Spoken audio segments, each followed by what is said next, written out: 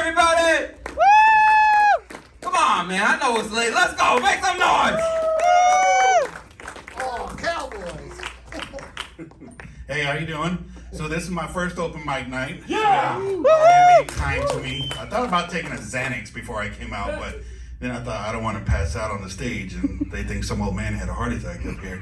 But so anyway, does any of you know the word distichophobia? Anybody? Nobody. So it is the morbid, excessive fear of being in a tragic accident. So I learned this word because when I was younger in the military, I won't say my age, but like back in the 80s, I was dating this girl, or I'm sorry, not dating this girl. I asked this girl out. And so she was gonna pick me up. I was a young guy in the military, just joined, so I didn't have a car yet. So she was coming to pick me up.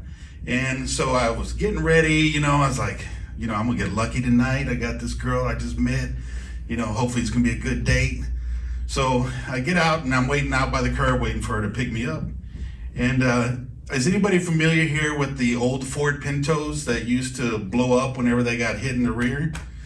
Some of you might be too young for that unless you're like back from the day.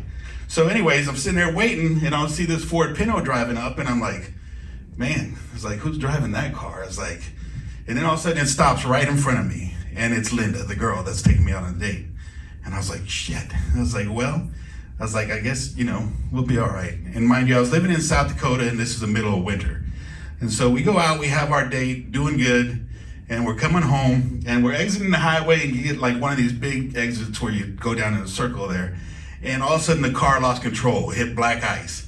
And so I was just like, shit, spinning around. And all of a sudden it comes to a stop and it slams right into a pole in the rear of the car where when they got hit in the rear, they would explode.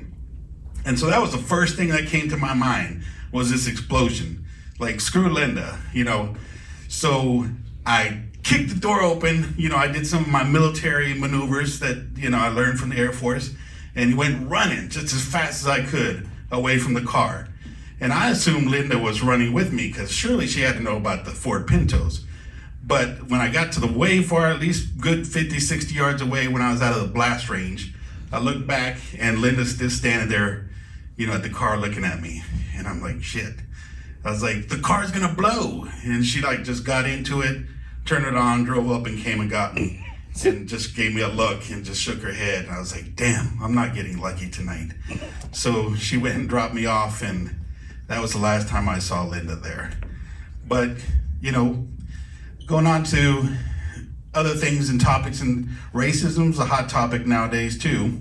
So you might not know it with the last name of Walters, but I'm actually Hispanic. I was adopted when I was a young child. Well, my name is really Walters because you're supposed to roll the R. So as a teenager, I'm here in Tampa, and back in the day when your mom had to send you out to pay the phone bill, you literally had to go out and pay the phone bill and drop it off in the slot. So I'm coming down Tampa, going down to the old Ma Bell building, and all of a sudden I'm dropping the bill off, and all of a sudden all these people come running around the corner, and they're all screaming, and they just happen to all be Mexicans. And they're like, La migra, la migra. And, they're all running. And, for white people, that's immigration. So, I was just standing there looking at them and they're all screaming like, Juan la migra. And, for a quick second, the Mexican in me kind of came out and I got scared shitless. But then I realized, wait, I was like, I'm American. I was like, my dad's in the military, I'm American. So I was standing there and all of a sudden I realized I'm saying this out loud. I'm like, I'm American, and the Mexicans are running by and like, immigration don't give a shit. And so I was like, that's right, I do still look Hispanic. So I was like, shit, I gotta get out of here. So I went and got in my car, very inconspicuous. I was driving a 79 Chevy Nova with the chain link steering wheel and the dice hanging from the rear. So they're never gonna know that I'm Mexican. So that was one of my first experiences.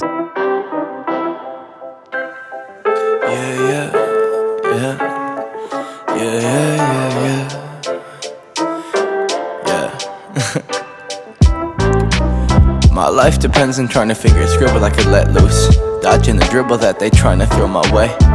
I think I figured that them figures out to get you. Let them pull the strings that trigger what you say. Think it's difficult to get out on my brain. I wish life went in any other way. but it's all side roads to nowhere. And I can't find a map that seemed to mark my place. My heart frigid when it sit inside that cold air that exists between our lack to say. But I always wanna spend my time with you, even when I'm walking, got no change. You still sticking here with me. Yeah, you still sticking here with me. And I just wanted to say thank you.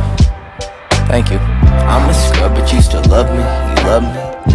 I'm a scrub, but you still love me. You love me. Even though I don't make no money, you've been there when the times get ugly. I'm a scrub, but you still love me. You love me. I'm a scrub, but you still love me. You love me. Even though I don't make no money, you've been there when the times get ugly. I'm broke.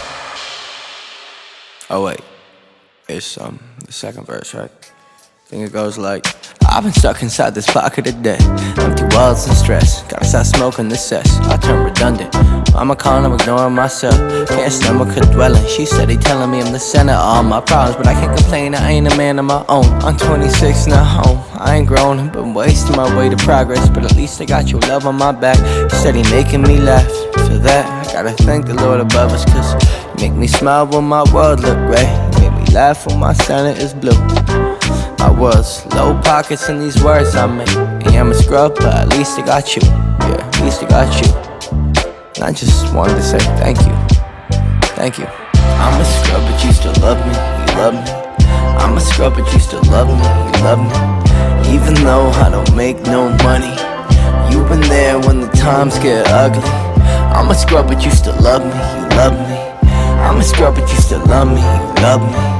Even though I don't make no money, you've been there when the times get ugly. And I just wanted to say thank you. Thank you.